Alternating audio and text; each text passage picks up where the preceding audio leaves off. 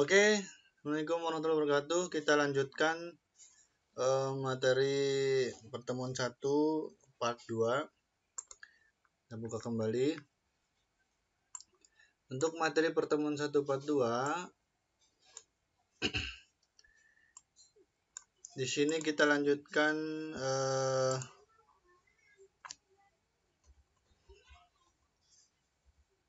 ini ya. Kita akan mengerjakan contoh 3, yaitu membentuk tampilan tabel. Script HTML untuk tampilan tabel di sini ya.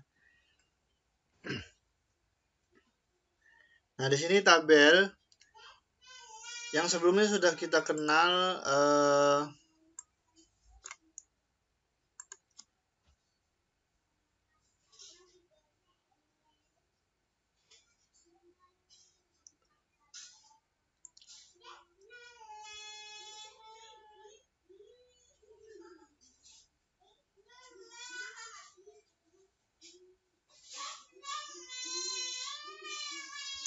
sebelumnya kita kenal tag-tag yang sudah pernah dipraktekkan, yaitu ada teknik heading menggunakan H1, ada penggunaan atribut pada tag ya, kemudian ada penggunaan horizontal rule.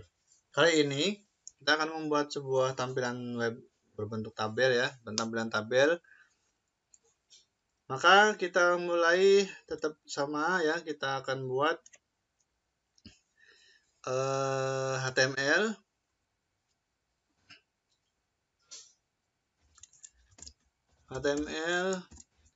kemudian bikin tutupnya langsung biar tidak ketinggalan tutupnya, kemudian bikin tag head dan bikin tutupnya langsung juga. Kemudian setelah head, selanjutnya bikin tag title, kasih titlenya adalah contoh 3. Tutup titlenya. Di bawah head bikin tag body, kemudian langsung dibikin tutupnya aja biar tidak kelewat. Nah, di sini baru akan membuat header juga H1 dengan nama tabel data mahasiswa H1.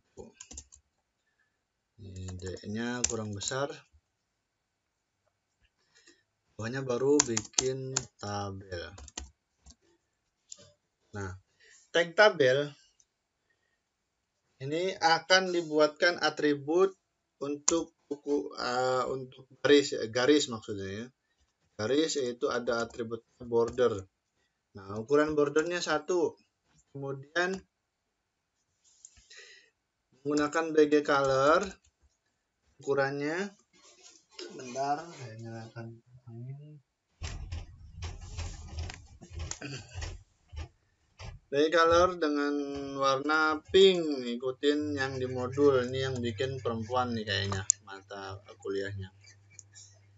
Nah, setelah itu langsung dibuatkan tutupnya saja. Ingat jangan sampai salah ketik ya, tabel bukan tabel. Kalau tabel bahasa Indonesia berarti tulisannya T-A-B-E-L. Kalau table berarti bahasa Inggris T-A-B-L-E. Nah, tabel itu terdiri dari baris dan kolom. Untuk membuat kolom harus didahului dengan baris. Jadi intinya baris dulu. Makanya di sini untuk membentuk baris adalah menggunakan tag TR. TR itu merupakan singkatan dari table row, baris dari table gitu ya. Bikin tutupnya, tutup TR. Kemudian di dalamnya nih baru kita membuat kolomnya atau untuk datanya. Nah, menurut tampilan di sini ada 4 baris, 5 kolom ya. Kolom NIM, kolom nama, kolom alamat, kolom tempat tanggal lahir, dan kolom jurusan. baris 1 dijadikan sebagai header dari masing-masing kolom. Baris kedua dan ketiga keempat adalah data dari tabelnya.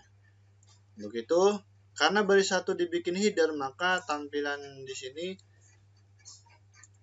pakainya TH, tabel header, untuk membuat header dari kolom ya. Nah, langsung bisa diketik juga boleh, nim gitu ya. Bikin tutup TH. Kemudian bawahnya TH lagi untuk nama. Bikin tutup TH.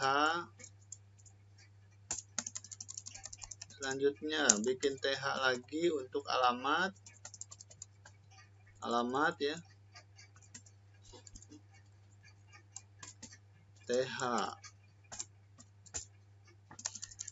Terus bikin TH lagi untuk tempat dan tanggal lahir. Tempat, tanggal lahir. Bikin tutupnya. Yang terakhir jurusan. TH jurusan. Nah, untuk satu baris, yang pertama dibuat untuk header masing-masing kolom ya. Jadi pakainya TH, table header. Nah, yang selanjutnya, yang bawahnya bukan pakai TH, tapi untuk datanya. Kita buat lagi untuk datanya. Pertama kasih TR-nya dulu, baris yang selanjutnya ya. Baru di dalamnya menggunakan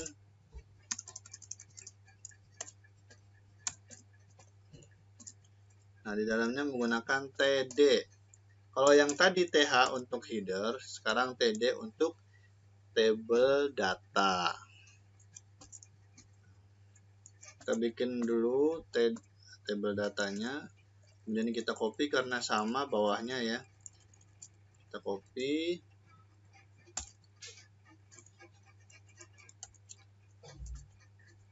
paste sebanyak 5 kali karena ada 5 kolom.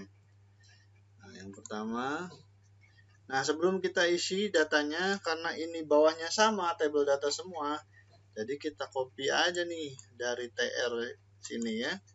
Dari TR sini sampai tutup TR-nya, copy.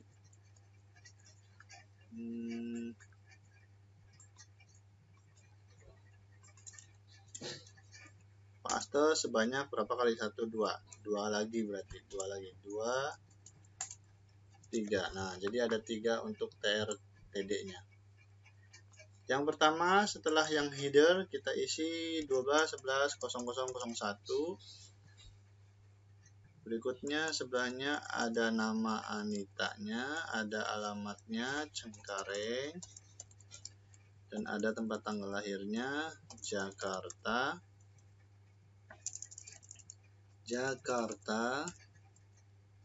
20 Agustus 1990. Yang terakhir jurusannya, karena SI saya ganti bukan teknik tapi sistem informasi. Data yang kedua,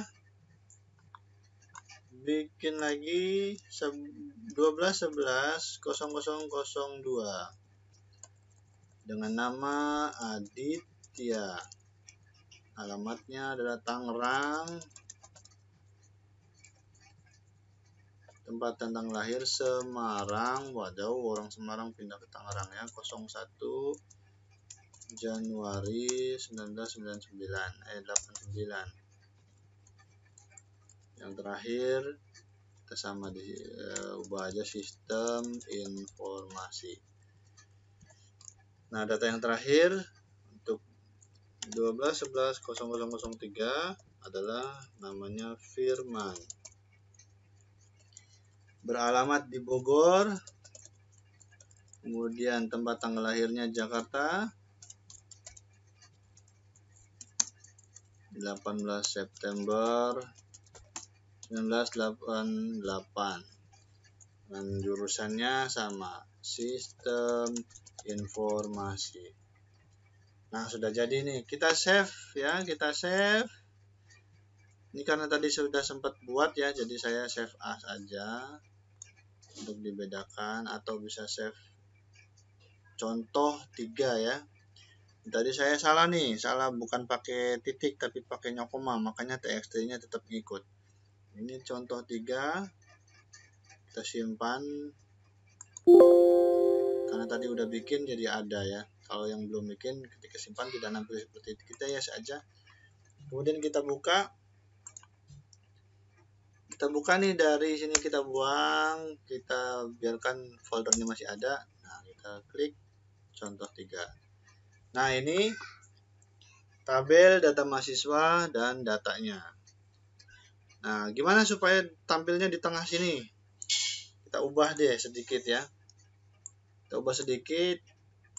Di sini di bawahnya body kita tambahkan tag yang namanya center. Kemudian harus ada tutupnya. Karena dibuatnya setelah body, di sini tutupnya sebelum bodinya ya. Jadi pembungkusnya harus teratur seperti itu. Center. Simpan lagi, save, jangan save as ya, save aja biar tidak mereplace. Kita refresh atau reload. Nah, jadi ini untuk contoh 3. Nah, untuk contoh 3 berarti sudah bisa membuat tampilan tabel. Karena selanjutnya adalah sebuah latihan, maka ini teman-teman harus bisa membuat sendiri untuk tampilannya seperti ini. Dengan backgroundnya biru atau pokoknya nggak harus ikut ini ya warna backgroundnya, tapi yang penting ada warna background untuk background semuanya dan ada warna background untuk tabelnya. Kemudian data tulisannya harus disesuaikan, jangan sampai backgroundnya gelap, warna tulisannya gelap nanti nggak kelihatan. Jadi harus berlawanan ya, biar kelihatan. Warna backgroundnya gelap, tulisannya dibuat yang terang. Ini juga boleh nih.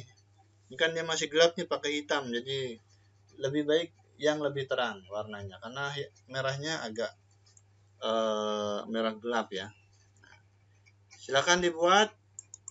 Nah, selanjutnya adalah pengenalan PHP. Apa itu PHP? PHP merupakan panjangan ya atau pendekan, maksudnya pendekan dari PHP, Hypertext Preprocessor. PHP adalah sebuah bahasa pemrograman, jadi sudah masuk ke bahasa pemrograman berbasis server side. Jadi beda dengan yang bahasa HTML, sudah berbeda. Nanti saya akan buatkan juga video tutorial bagaimana menggunakan PHP. Jadi nanti cara penyimpanannya akan berbeda, sangat berbeda, khususnya di bagian tempat penyimpanan. Tidak bisa sembarang di manapun, harus di sebuah server host ya. Kalau tadi kita nyimpan bebas di mana saja dengan dijadikan satu folder. Kalau untuk PHP ini nanti akan dikhususkan tempat penyimpanannya. Ini tag dari PHP. Ada tag standar, ada tag pendek, kemudian ada tag ASP dan ada tag script ya. Nah, yang akan kita gunakan tag standar. Kalau tag pendek ini untuk yang versi SAM yang lama, yang masih versi 2 gitu ya, dia masih bisa menggunakan tag pendek. Kalau versi yang terupdate sudah tidak bisa, harus ada kata PHP-nya. Nah, nanti sebelum ini nanti kita akan lewat ini ya, karena nanti sekaligus langsung praktek ke yang lain. Kurang lebih masih sama seperti ini. Jadi sebelum membuat script PHP harus ada instalasi servernya dulu. Terima kasih, sampai di sini dulu. Saya akhiri. Wassalamualaikum warahmatullahi wabarakatuh.